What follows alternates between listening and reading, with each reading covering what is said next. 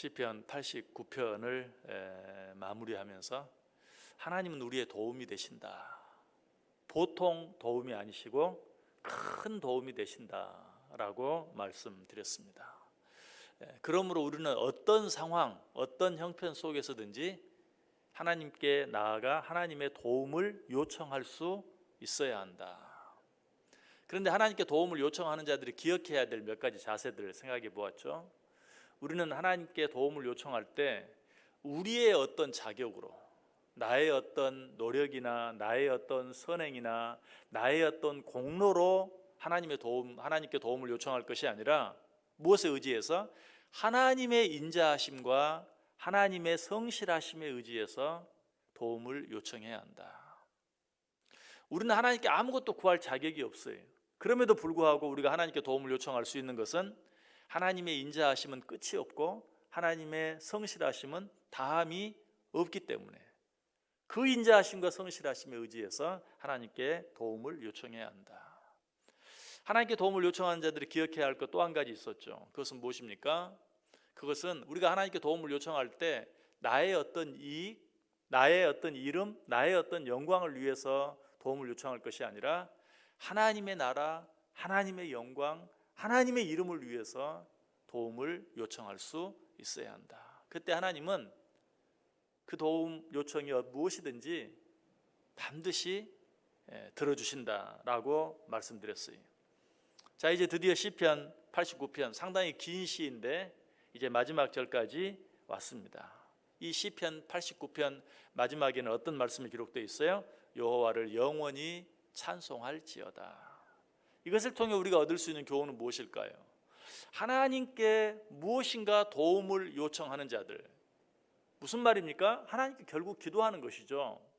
하나님께 무엇인가 기도로 아뢰는 자들은 반드시 그 끝에 어떻게 해야 한다? 하나님께 찬송해야 한다. 이 말은 무슨 뜻입니까?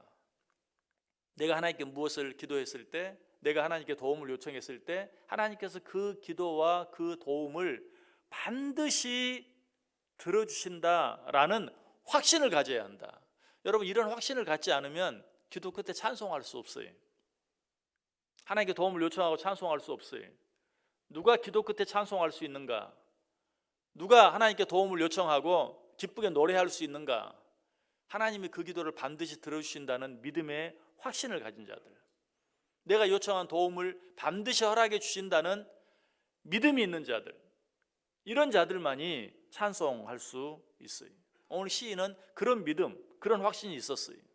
그래서 하나님께 간절히 도움을 요청한 후에 여호와를 영원히 찬송할지어다. 거기서 끝나지 않죠. 그 뒤에 무엇이 있습니까? 아멘, 아멘. 무슨 뜻이?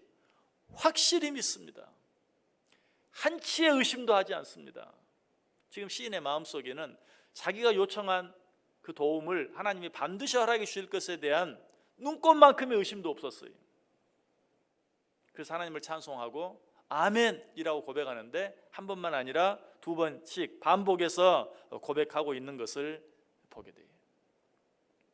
여러분, 기도와 찬송은 절대로 분리되어질 수 있는 게 아니에요. 기도와 찬송은 항상 함께 있어야 돼요. 기도 후에는 찬송이 있어야 하고 찬송 후에는 또 기도가 있어야 돼요. 이 말은 우리가 기도하고 나서 반드시 노래를 불러야 한다, 또 찬송하고 나서 혹은 찬송하기 전에 반드시 기도해야 한다, 이런 의미가 아니. 진정한 기도는 그 기도 속에 이미 찬송이 있고 진정한 찬송도 그 찬송 속에 이미 기도가 있는 것이, 기도와 찬송은 하나다. 좀 더 심하게 말하면 찬송이 없는 기도, 이거 가짜예요. 기도가 없는 찬송, 이것도 가짜예요. 진정으로 하나님이 기뻐하시는 기도 속에는 찬송이 들어있어요. 그리고 진정으로 하나님께서 받으시는 찬송 속에는 또 기도가 들어있어요. 그래서 제가 늘 말씀드리잖아요. 기도는 곡조 없는 찬송, 찬송은 곡조 있는 기도. 표현만 달라요. 하나님 기뻐하시는 기도 속에는 찬송이 있고 하나님이 기뻐하시는 찬송 속에는 기도가 있어요. 기도와 찬송은 별개가 아니라 하나이다 라는 것이, 우리는 하나님 앞에 기도할 때, 아니 기도한 후에 반드시 이런 감사의 찬송이 있어야 돼요. 이제 막 내 기도가 끝났을 뿐이지만, 언제인지는 알지 못하지만 하나님이 가장 좋은 때에 가장 좋은 것으로 내 기도에 응답해 주시고 내게 도움을 허락해 주실 것이라는 사실을 믿고 감사함으로 드리는 찬송이 있어야 한다라는 것이, 여러분 이 시편 89편 끝에 나와 있는 아멘, 아멘, 이것은 단순히 시편 89편의 결론만이 아니. 자, 이제 여러분 의식하셨는지 모르겠지만 시편 89편은 시편 제3권의 끝이죠. 여러분 시편은 150편으로 되어 있을 뿐만 아니라 모두 몇 권으로? 5권으로 나누어져 있어요. 우리가 이제 이 5권의 시편 가운데 제1권, 제2권, 제3권을 마쳤어요. 그런데 제1권이 끝나는 시편 41편 마지막 절 13절에도 이스라엘의 하나님 여호와를 영원부터 영원까지 송축할지어다 아멘 아멘 이라고 끝나요. 그리고 시편의 두 번째 책인 제2권이 끝나는 시편 72편 마지막 절에도 그 영화로운 이름을 영원히 찬송할지어다 온 땅에 그의 영광이 충만할지어다 아멘 아멘. 그리고 시편의 세 번째 책인 시편 89편 오늘 본문 끝절 52절에도 여호와를 영원히 찬송할지어다 아멘 아멘. 이것이 뭘 가르쳐 줍니까? 모든 기도 뒤에는, 아니 모든 찬송 뒤에는 그 기도를 들어주실 것에 대한 큰 찬송을 하나님이 받으시고 영광을 받아주실 것에 대한 믿음이 있어야 한다. 너무 당연한 얘기죠. 믿음 없는 기도 하나님이 들어줄 수 없죠. 믿음 없는 기도는 그야말로 바람에 날리는 겨와 같을 뿐이 아무것도 아니.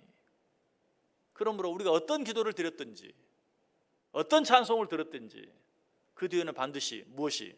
내 믿음이, 아멘이 따라가야 돼. 아멘 아멘. 우리가 새벽마다 하나님 앞에 나와서 하나님 앞에 기도합니다. 하나님 앞에 찬송합니다. 그 끝은 무엇이어야 합니까? 반드시 아멘이어야 합니다. 아멘이 없는, 역시 뭐 기도 뒤에 찬송하라, 찬송 뒤에 기도하라, 이것이 꼭 기도 끝난 후에 찬송하고 찬송 끝난 후에 기도하고, 그걸 말하는 게 아니라 이미 그 기도 속에 찬송이 있어야 하고 그 찬송 속에 기도가 있어야 한다는 말과 동일하게 모든 기도를 마친 후에 소리로 아멘, 이것만을 의미하는 것이 아니라 그 기도 속에 무엇이 있어야 돼요? 아멘이 있어야 돼요.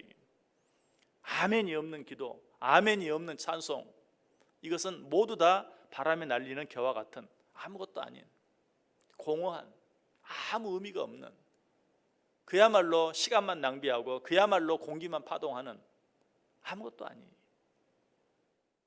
여러분의 기도 속에 아멘이 있습니까? 여러분의 찬송 속에 아멘이 있습니까? 아니, 여러분의 삶 속에 아멘이 있습니까? 아멘이라고 고백하는 것, 그것만으로 부족해서 아멘 아멘 할 수 있는 그런 믿음이 있는지 여러분 확인해 보세요. 여러분의 기도 속에 아멘을 담으세요. 여러분의 찬송 속에 아멘을 담으세요. 무엇보다 여러분의 모든 삶 속에 아멘을 담으세요. 그래야 할 때 오늘 하루도 나의 큰 도움이 되시는 하나님을 아멘의 믿음 속에서 또 한 번 체험하고 만나는, 누리는 은혜가 있기를 주님의 이름으로 간절히 축원합니다.